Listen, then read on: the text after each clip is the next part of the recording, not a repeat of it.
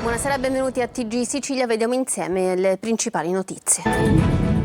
Favara di Marianna, trovata solo una scarpa e la borsetta, risulta ancora dispersa. La giovane 38enne madre di 3 figli, travolta dal nubifragio sopra il luogo del procuratore, e polemica sulle grate aperte in Piazza Libertà. Post su Facebook accende il caso Capuana, ricorso alla Corte europea, la difesa denuncia violazioni dei diritti e pregiudizi nel processo al Santone, accusato di abusi sessuali su ragazze minorenni e per cui la procura chiede 16 anni. La Commissione regionale antimafia torna ad Agrigento, la zona resta strategica, criminalità più silenziosa ma più presente, appalti, agricoltura e imprese sotto infiltrazione. Cracolici serve una rete istituzionale. Smantellata una rete di spaccio a Bagheria, 8 arresti, perquisizioni e sequestri. Un giovane gestiva l'organizzazione come un'azienda, stipendiava corrieri e spacciatori e controllava il territorio con metodi violenti. Manifestazione pro Grazia domani in tutta Italia a partire dalle 9:30 anche nelle principali città dell'isola. A Catania si partirà dal porto. Per il garante lo sciopero annunciato per domani è illegittimo. L'arcivescovo di Catania Renna, trattate con rispetto gli attivisti di Flottiglia. A Palermo ieri sera scontri tra i manifestanti e la polizia. A Catania ha riaperto e rinnovato il Parco Gioeni con 100 piante diverse, fontane, prato inglese, il parcheggio esterno, un gioiello da custodire. Guidano, viaggiano, fanno sport e usano con disinvoltura telefonini e social network. Sono i nonni del terzo millennio a cui oggi è dedicata una giornata di festa. E a Taormina un 77enne si allena per scalare il grattacielo più famoso di New York. Calcio, Palermo già al lavoro dopo il pari con il Venezia nel turno infrasettimanale. Rosanero di nuovo in campo sabato alla Spezia. Il Catania prepara il derby con il Siracusa. Cauturano è pronto, voglio dare il mio contributo.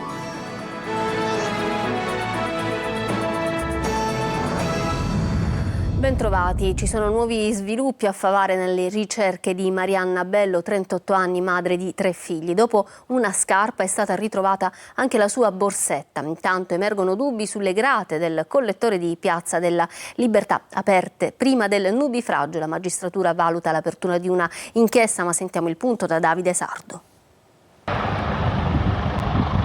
Proseguono senza sosta le ricerche di Marianna Bello, la 38enne di Favara, travolta mercoledì scorso dalla furia dell'acqua. Dopo una scarpa è stata ritrovata la sua borsetta. All'interno anche la foto di uno dei 3 figlioletti. Il ritrovamento è avvenuto in aperta campagna, nel vallone che porta al depuratore, dove i vigili del fuoco e la protezione civile stanno concentrando gli sforzi. I mezzi di soccorso si sono spostati a valle prima dell'area del depuratore. Con ruspe ed escavatori vengono rimossi il fango e l'acqua rimasta intrappolata tra i canneti per cercare ogni possibile traccia della donna.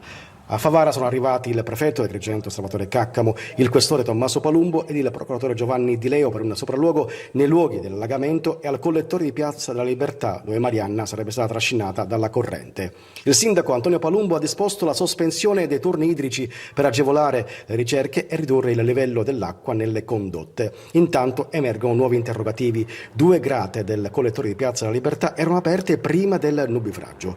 La magistratura valuta ora la possibilità di aprire un'inchiesta per accertare eventuali responsabilità e capire come una pioggia di poche ore abbia potuto trasformarsi in una tragedia. Processo per abusi sessuali da parte di un sedicente Santone ad Aci Bonaccorsi nel Catanese. La difesa di Pietro Capuana ha presentato ricorso alla Corte europea dei diritti dell'uomo rilevando la mancanza di giudizio imparziale. La Procura di Catania ha chiesto 16 anni di carcere. Luca Ciliberti. Tutto nasce da un post su Facebook del giudice Santino Mirabella che conterrebbe presunte dichiarazioni pregiudizievoli nei confronti dell'imputato.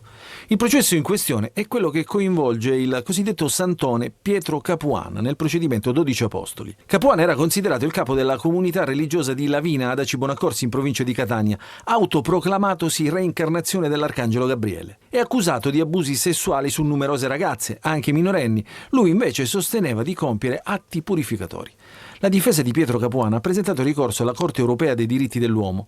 Il legale denuncia gravi violazioni dei diritti fondamentali e la mancanza di un giudizio realmente imparziale. I fatti della vicenda cosiddetta 12 Apostoli di cui vi è il processo a Catania, verranno quindi valutati anche dalla Corte europea dei diritti dell'uomo sotto il profilo non indiziario, ma della legittimità del Presidente del Collegio a poter presiedere il collegio del processo dopo le sue dichiarazioni e a seguito delle stesse, dove prendeva una posizione assolutamente contraria a quelli che erano i principi cristiani, quelli dei soggetti che frequentano la Chiesa, che vanno a messa e quant'altro. Secondo l'avvocato Mario Brancato, il procedimento ha mostrato fin dall'inizio profonde criticità.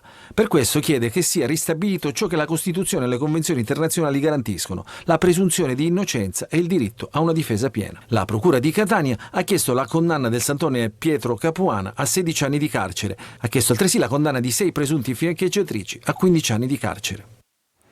La Commissione regionale antimafia torna nell'Agrigentino, tappa questa mattina nel capoluogo in prefettura. La mafia spara meno ma corrompe di più, avverte il presidente Antonello Cracolici. Sentiamo Davide Sardo. 2 anni dopo la tappa di Favara, la Commissione regionale antimafia torna ad Agrigento.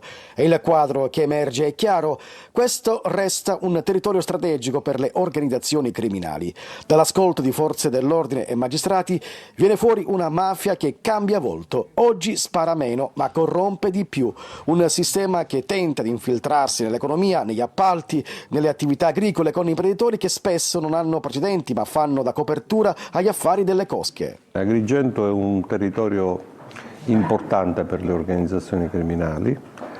Abbiamo appreso ad esempio l'uso di armi da guerra, non più il possesso, ma sono state usate recentemente nel territorio dell'Agrigentino, in particolare a Porta Empedocle, ad Agrigento città, a Villa Seta, l'utilizzo di Kalashnikov con un'ingente quantità di proiettili da sparo utilizzati.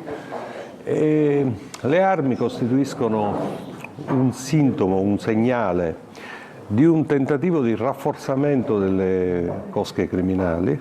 La Commissione ha chiuso la tappa agrigentina incontrando i sindaci del territorio per rafforzare insieme la rete istituzionale contro la criminalità organizzata. Il quartiere della Noce si ribella al pizzo dopo gli arresti di ieri di 2 presunti esattori delle cosche. Altri imprenditori si sono rivolti allo Stato per denunciare di essere vittime della cosiddetta messa a posto, grazie anche all'impegno di Addio Pizzo. Malloiola. Non sono soltanto 3 gli imprenditori della Noce, quartiere popolare di Palermo, che hanno deciso di ribellarsi al pizzo imposto dalla mafia. Dopo gli imprenditori edili, anche commercianti, autoriparatori, artigiani si sono rivolti agli avvocati di Dio Pizzo per intraprendere un percorso che li porti ad affrancarsi dal gioco mafioso. Sono persone che vivono e lavorano nel quartiere che Cosa Nostra non intende farsi scappare dalle mani, che la mafia controlla storicamente da sempre. Ma adesso il clima è cambiato e alle richieste di messa a posto sono sempre di più i commercianti che dicono no. Ieri il racconto e la collaborazione di 3 vittime, in quel caso imprenditori edili come detto, ha fatto scattare l'operazione della polizia, che ha eseguito un'ordinanza di custodia cautelare in carcere a carico di Giuseppe Frangiamore di 53 anni e Giovanni Montoro di 35. Entrambi sono accusati di 3 tentativi di estorsione aggravata dal metodo mafioso in danno di altrettante attività imprenditoriali attive nel territorio storicamente controllato proprio dalle famiglie che compongono il mandamento della Noce. Ma l'inchiesta non si conclude con i 2 arresti. Ai 3 episodi di richiesta di pizzo ricostruiti potrebbero aggiungersene almeno altrettanti. Nel mirino della magistratura ci sarebbero anche altri 2 o 3 esattori per conto delle cosche, ma ciò che conta davvero è la ribellione di un quartiere da sempre roccaforte della criminalità organizzata. Blitz antidroga nel palermitano, 10 arresti a coordinare i pusher, c'era un giovane di Bagheria. Vediamo. Una vera e propria organizzazione criminale gestita da un 30enne di Bagheria che si procurava la droga, teneva i contatti con i fornitori, assumeva corrieri e spacciatori e li stipendiava come avverrebbe in una qualsiasi attività lecita. Era lui personalmente poi a gestire il territorio, allontanando dalla sua zona gli spacciatori che non facevano capo della sua organizzazione. Fra ottobre del 2022 e giugno del 2023 i carabinieri hanno seguito le attività dell'organizzazione, intercettato le operazioni e effettuato sequestri casuali agli spacciatori. Ora, a distanza di 2 anni, scattano gli ordini di custodia cautelare. Le manette sono state strette ai polsi del capo dell'organizzazione, di 3 dei suoi corrieri e di 4 spacciatori. Per altri 2 arrestati nel frattempo è arrivato in carcere il provvedimento che riguarda l'associazione a delinquere. Indagate a piede libero altre 8 persone per le quali il GIP non ha firmato i provvedimenti di custodia cautelare. Durante l'operazione i carabinieri hanno provveduto a 4 perquisizioni per acquisire materiale da taglio, libri mastro, sostanze stupefacenti. Per una persona è poi scattato l'arresto in flagranza di reato perché trovato in possesso di 22 grammi di crack e oltre 2.200 euro in contanti. Sotto sequestro anche un orologio di lusso e l'auto del presunto spacciatore. Sciopero generale domani in tutta Italia per Gaza e la flottiglia indetto dalla CGIL, manifestazioni anche nelle principali città siciliane, l'appello dell'arcivescovo di Catania Renna, trattate con rispetto gli attivisti di flottiglia. Sentiamo Lorena Dolci.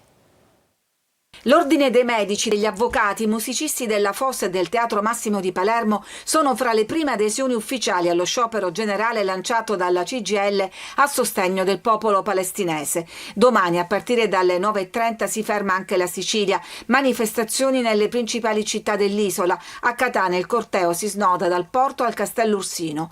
L'aggressione alla missione di Global Sumud Flottilla, che puntava all'apertura di un varco umanitario, dice il segretario generale della CGIL Sicilia Alfio Mannino, è un fatto di inaudita gravità. C'è un popolo che dice basta e chiede tutte le azioni possibili per fermare il massacro a Gaza.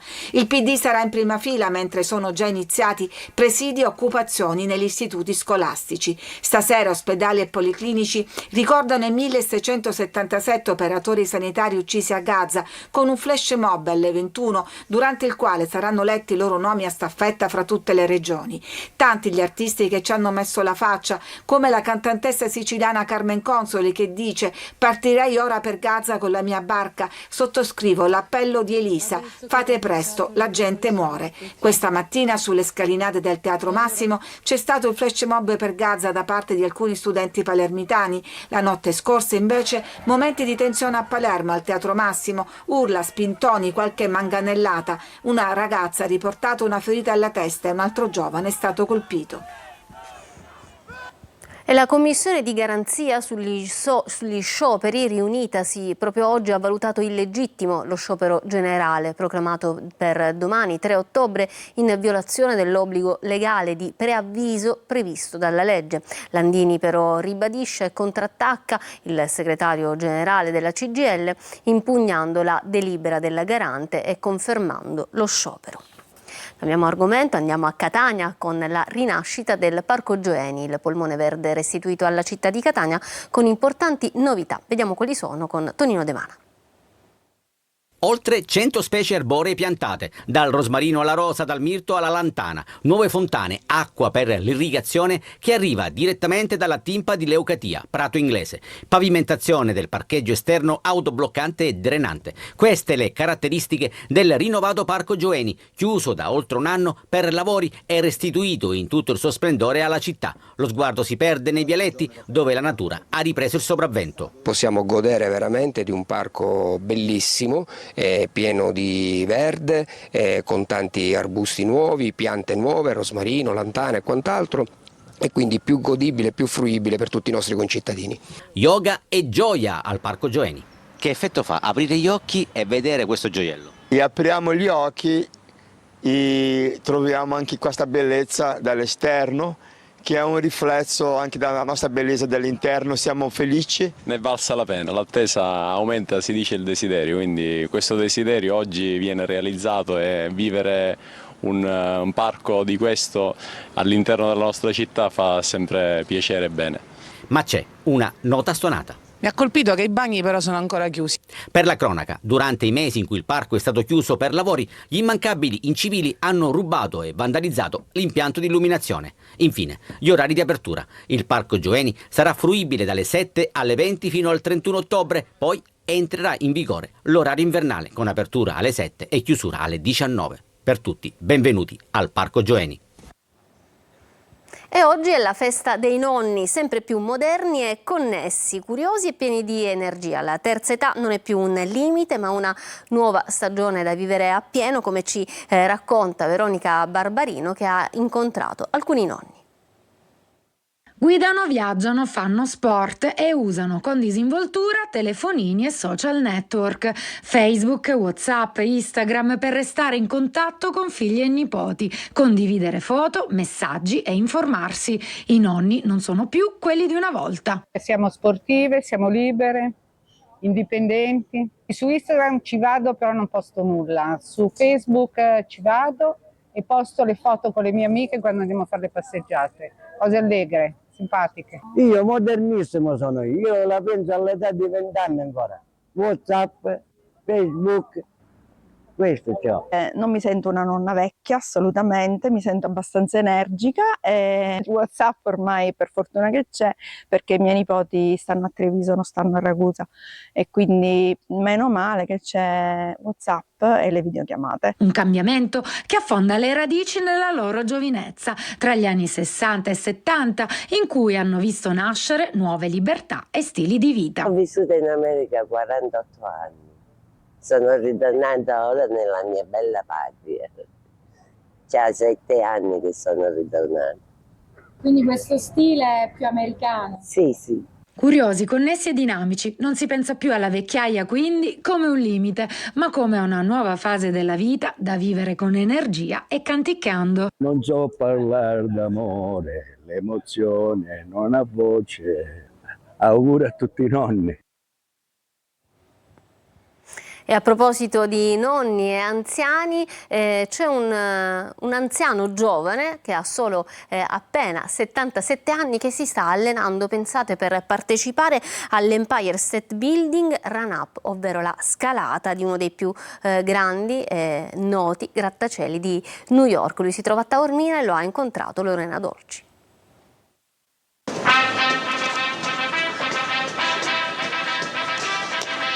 Fin qua quanti scalini sono? 134. Moltiplicate per 10. Il totale è l'Empire State Building, il grattacielo di New York che l'8 ottobre sarà scalato per la più famosa corsa per torri al mondo. Salvatore Ferrara, 77 anni, sarà fra gli atleti che saliranno di corsa 86 rampe fatte di 1556 scalini. Per affrontare l'impresa si allena ogni giorno, che comincia con una buona colazione. Caffè e latte, fette biscottate con marmellata, mandorle e uva, zuccheri, molti zuccheri. Nessun preparatore atletico, nessun medico sportivo. Salvatore fa tutto da sé. Alla mia mente che è il mio preparatore, perché io conosco il mio corpo e quando devo rallentare, rallento. La scalata è dedicata all'amico Cico Scimone, animatore della Dolce Vita taorminese, scomparso 20 anni fa e che fino a 94 anni era riuscita ad affrontare la scalata. Amici che lavoravamo insieme, lui faceva il pianista e io faccio il barman, ancora lo faccio. Un po' di stretching per iniziare, poi corsa o scale. L'allenamento si conclude con tuffo a mare, estate e inverno.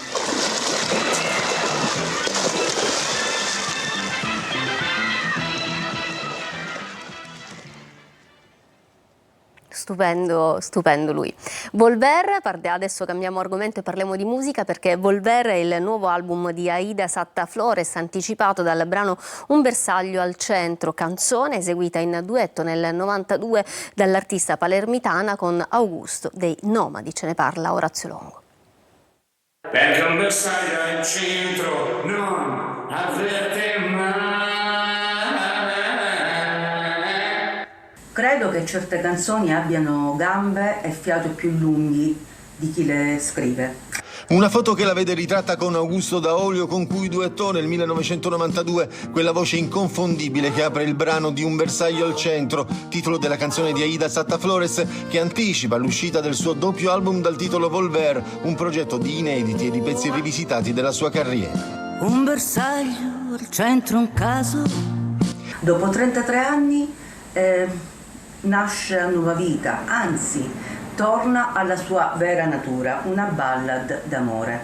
La dedico a tutti gli uomini ed è il primo singolo di Volver. Volver uscirà l'8 ottobre, è un album, doppio album, realizzato insieme ai ragazzi del Conservatorio Scarlatti e significa ritornare senza nostalgia, in eterno cambiamento. Cantautrice palermitana, Aida Sattaflores, dopo la vittoria al Festival di Castrocaro nel 1985, ha partecipato diverse volte al Festival di Sanremo. Il primo videoclip di Un bersaglio al centro è dedicato a tutte le donne imbavagliate. C'è bisogno di educazione all'amore, c'è bisogno di avere un buon gusto. Il gusto è saper vivere, rispettare gli altri, abbracciare i diversi, essere fluidi anche. Ma che spettacolo intorno al centro, che vita c'è, ma mio bambino questa non la vede mai.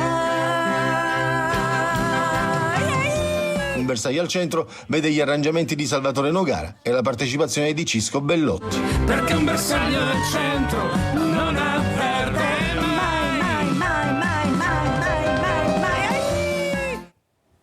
Una pausa adesso, tra poco lo sport.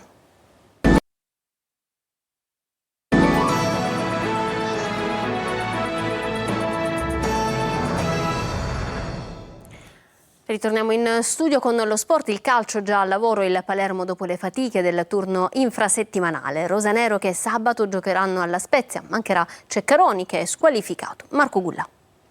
Ripartire dalla difesa. Il Palermo dopo il pari interno con il Venezia al Barbera riaccende i motori in vista del prossimo match di campionato che sarà sabato al Picco contro lo Spezia. La difesa è il punto di forza dei siciliani, le statistiche parlano chiaro, con appena 2 gol subiti nella prima giornata all'esordio contro la Reggiana e poi nella trasferta di Cesena, il Palermo vanta la migliore difesa dell'intera Serie B. Un dato assolutamente importante per i rosanero che adesso però devono tornare al successo. Si sta già al recupero perché abbiamo giocato tante partite questi ultimi giorni, testa al recupero e con umiltà, con tranquillità andiamo a preparare questa partita alla Spezia, ma c'è il gruppo che risponde bene, una squadra che ha l'atteggiamento giusto e quindi non ho dubbi sul fatto che faremo una bella partita sabato fuori casa. Mancherà Ceccaroni squalificato, al suo posto potrebbe giocare Peda o in alternativa Veroli. In avanti possibili cambi, Brunori potrebbe partire dalla panchina e lasciare il posto da titolare a Leduaron, poi si candida anche Palumbo per una maglia dal primo minuto. E il Catania domenica trova il Siracusa nel derby che sarà trasmesso in diretta e in chiaro da Telecolor. Caturano e D'Ausilio pronti all'impiego. Marco Carli. Giorni decisivi per presentare la migliore formazione possibile in vista del match col Siracusa. Giorni in cui i protagonisti della scorsa stagione, con maglie diverse, Cicerelli e Caturano, che rispettivamente a Terni e Potenza hanno dato un contributo molto importante, vengono premiati dall'Associazione Italiana Calciatori al Massimino. Che sia di buon auspicio anche per quest'anno, perché vogliamo fare qualcosa tutti insieme di bello, quindi spero che arrivi il premio di squadra. C'è stato un periodo difficile dove sono arrivato, volevo dimostrare tanto e fare tanto per aiutare la squadra, non è stato possibile perché sono stato fermato da un infortunio, però adesso sto bene, sto rivivendo il gruppo, sto rivivendo il campo, allenandomi con i miei compagni e quindi sono pronto per Siracusa e spero di dare un grosso contributo per la vittoria. L'attacco sarà determinante per riprendere a correre, attacco inteso come sviluppo del gioco offensivo che ha latitato a Cerignola, ma anche come capacità realizzativa mancata nelle ultime 4 gare in cui solo a Trapani il Catania meritava più di quello che ha raccolto. I rossazzurri vogliono tornare a vincere contro, hanno una squadra neopromossa che ha raccolto una vittoria e 6 sconfitte, ma che non avrà nulla da perdere. I tifosi del Catania non faranno mancare il loro contributo, come sempre. Telecolor trasmetterà Catania-Siracusa in diretta in chiaro, gratis per tutti a partire dalle 13:30, 4 ore live con diretta stadio, un'ora di pre-gara, la telecronaca della partita e le interviste ai protagonisti anche a fine primo tempo e immediatamente dopo l'incontro. Ancora una breve pausa, torniamo tra poco con gli ultimi aggiornamenti.